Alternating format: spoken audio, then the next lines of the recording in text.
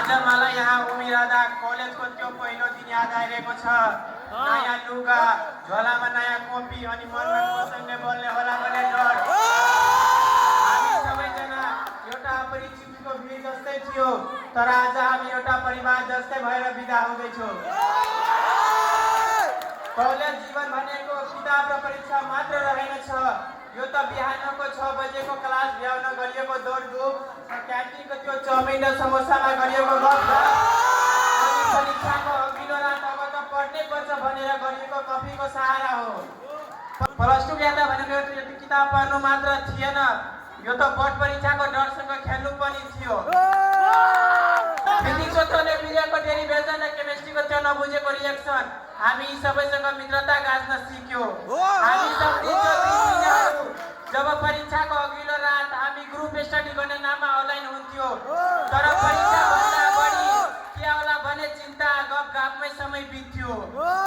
आज ती दिन सम्झिँदा एउटा अनौठो मुस्कान आउँदैछ। हामी यहाँ केवल विषय मात्र पढेनौँ, जीवन पढ्न सिक्यौँ। कसैको साथ कसरी दिने, असफलतालाई कसरी बचाउने र एउटै बेचमा बाँडिएका सपनाहरूलाई कसरी पछाउने पुरा कलेजले नै सिकायो।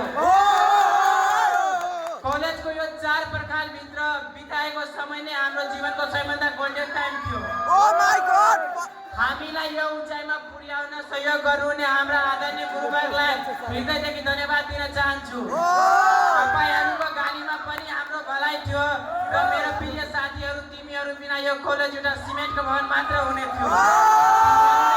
घर बनायो। आज कलेजबाट त हामी निस्किँदैछौँ, तर यहाँका यादहरू हाम्रो मनबाट कहिले निस्किने छैन। कसैले इन्जिनियर बन्लान्, कोही डाक्टर बन्लान्, कोही विदेश जालान्, कोही कलाकार बन्लान्।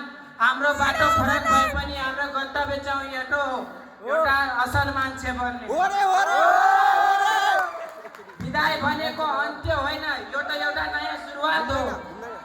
हामी यो कलेजबाट एउटा सर्टिफिकेट लिएर मात्र जानेछौँ, बरु थुप्रै ज्ञान, आत्मविश्वास, अनुभूति लिएर जानेछौँ।